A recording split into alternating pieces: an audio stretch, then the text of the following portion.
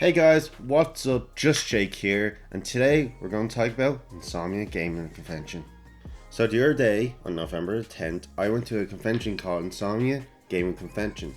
And to be honest, it was one of the best conventions I've been to in a long time. Initially, when I was going to this convention, I was going to give it a 5 or 6 out of 10, but when I was leaving, I would definitely give it an 8, 9 out of 10. Now, the first thing I did notice about this convention, which was one of my favorite things about the convention, is how much space you have to roam around. Now, later on when it got packed, even when it was at its fullest, I could still get around with ease compared to most conventions nowadays. Now, there was actually a good amount of things to do.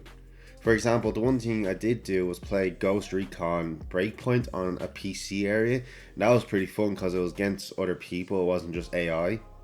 I'd say I played around 5 rounds of it because they were trying to get a rotation of people coming in and out, and plus I was one of the first people that day to sit down and play. Now I say it's one of those games where I wouldn't mind playing it, and if someone lend it to me or get it to me for free, I'll give it a go, but I wouldn't go out of my way to buy it.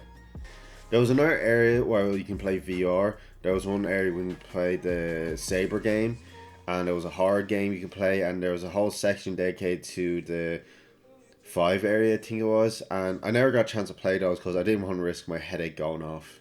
There was a few places to buy merchandise. There was a table where you can buy a bunch of cosplay items. There was a table selling a bunch of items like figures and pop figures and hats and masks and a couple of swords here and there. The cool thing about this is that there was 3 main spots for esports. There was FIFA 20. There was one for Overwatch, Smash Bros, and Rocket League. And there was another one called for Fortnite as well, which was pretty cool to be honest, because it was nice to see big areas, just seeing a bunch of gamers kick ass and stuff. And there was actually another small area for gamers who enjoy retro games. There was like a SNES, there was a NES, there was a fucking PlayStation 1 with Crash Team Racing on it. There was also a live stage that was there. Now I think on the Saturday, I'm not sure about the Sunday, there was actually gamers up there probably playing against each other. You usually get at these events. But when I went there was YouTubers doing some Q&As. Also, there was an event where people go up with their cosplay outfits and see who has the best outfit in the whole place, which I think every convention now does it. Now, other than that, there was a line of sellers selling that art. But the only thing I didn't like is that if you're not really into art, you're very limited to what you can buy there. There was one seller selling video games, so you're in a way were quite limited in what you could buy. Now with the game seller, he was also selling some manga, which I enjoyed. I managed to pick up some Bleach manga for 20 quid for 4 books. And I also bought a Dragon Ball game as well. It was Dragon Ball Budokai Tenkaichi 1 for the PS2. And bought Onimusha Samurai's Destiny for the PS2 as well, which was pretty badass because they only cost me a tenner. Now one area I did appreciate a lot that when I was there was a cafe area, or the restaurant area one would call it. It was pretty good, the food was really nice, and it was really reasonably priced in my opinion. Now overall I did join the convention, but there's 1 or 2 things I would fix about it in my opinion. The first thing I would fix is more sellers. If you were going there to buy a few things, you're quite limited. Now, I found that there weren't many sellers to buy from. You're kind of restricted to a few things. Cosplay items, food, and then pop figures, and then maybe a couple other things. But they're the main things I saw. Now, there obviously was only one seller selling food. But other than that, the main sellers were cosplay and figures, like my pop figures up there. And the other thing I kind of found sad is you can't really fix this in a way because it's up to the seller to do this. But I kind of found sad that there's literally little to none Dragon Ball merch there. Of all the convention, I found probably 5 or 6 things that were Dragon Balls, and I bought 2 of them. Other than those 2 things, I think the convention was fantastic, especially for the price you had to pay to get in and the amount of stuff you could do that day. And especially like it was actually a pretty quiet, it's not quiet convention, but you weren't trying to cover your ears every 5 seconds because someone was screaming. Now I did do other things there. For example, earlier I said I played some Crash Team Racing. And the funny thing is I did almost set the best record. One of the guys there, who's part of the Republic of Players, Jack, he set a benchmark of 1 minute and 59 seconds .99 on Papu's Pyramid. Now that record was set from around 10:30 to about 3 o'clock, which was pretty good until one guy managed to get 2 minutes and 15 seconds on the dot. And what happened was he used the shortcuts on Papu's Pyramid, whilst I didn't. And what could have happened was if I did do it, I would have got this time, which was 2 minutes and 13 seconds .37. Now that is really fast for me. I would have won that competition if I did use the shortcuts initially, but the problem I had with that was I was afraid I would fuck up. Now my favorite thing about this convention overall, which I think which made my day for me, is that I met so many people. For example, I met a lot of the Republic of Players people. For example, I met Jack, I met John, I met Pat, I met Paddy, and I met Roland. Now, I'm not sure if I met other people from Republic Players. I could have. I just can't remember at the moment. But I did. Sorry if I left you out. But overall, that was one of my favorite bits, was meeting these guys. Is that it's different to meet someone or talk to them on Messenger, but it's a lot better when you meet them in person. And the other thing which I enjoyed while meeting people was I met my favorite YouTuber, called me Kevin.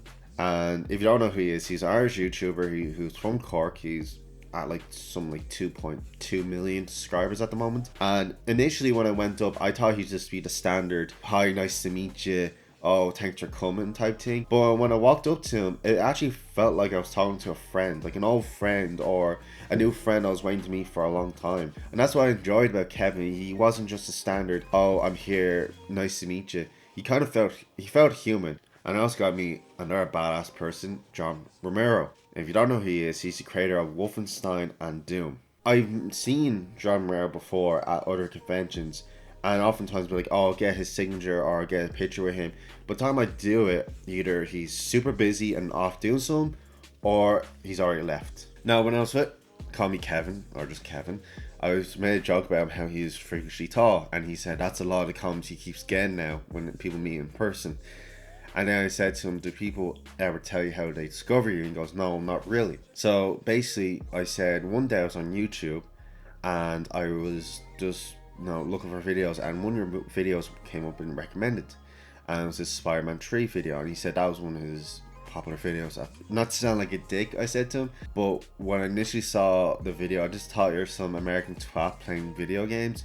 He laughed, and then said, but once I clicked in the video, I just instantly subscribed because it was so funny. And it was actually so cool because he was just very human. He wasn't, fake, or he just felt like an urge, like guy you could talk to. So as I was leaving, I was looking over at John Romero's booth. He was still there. I thought he would have left by now, but maybe just one of those people who just stays to the end, especially in these small conventions.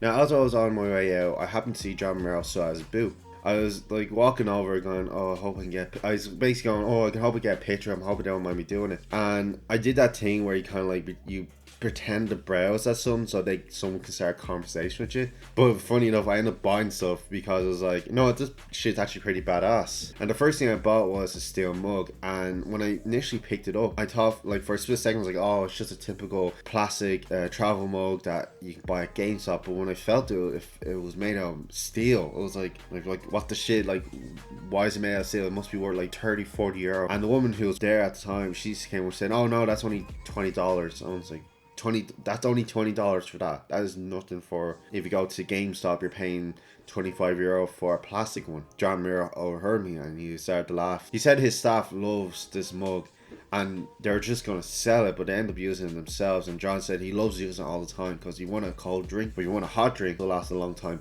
And the woman made a joke saying, oh, the only issue I have with it is that you wish you could close the top. Other than that, it's a fantastic mug. Now, I also bought a t-shirt, which is the classic Doom poster. And I also got the classic Doom poster with John Romero's signature on it. As I was standing there, I was like, oh, how much does it cost to, you know, take a picture with John? It'd be awesome to get a picture with the Godfather of first person shooters. And your woman laughs and John goes, oh no, because you're so badass and you're paying for so much you get for free, dude. And I couldn't believe it. It was so cool. Like, it was actually so cool to stand beside such a person like that. Overall, I thought this convention was badass, and next year I can even see this being more badass than before. It was great meeting with the Republicans players, people in person instead of just chatting them through Facebook. And it was amazing again to meet Call Me Kevin and John Merrill in person. I hope you enjoyed this video. If you did, hit that like button. Also, while you're down there, hit that subscribe button if you want to see more awesome content from me. Also, don't forget to comment down below and tell me what you liked and disliked about the video, and then so I can improve next time I do this. Also, don't forget to check out my Facebook page where I stream twice a week. Thanks for watching, and I'll see you guys next time. Bye bye.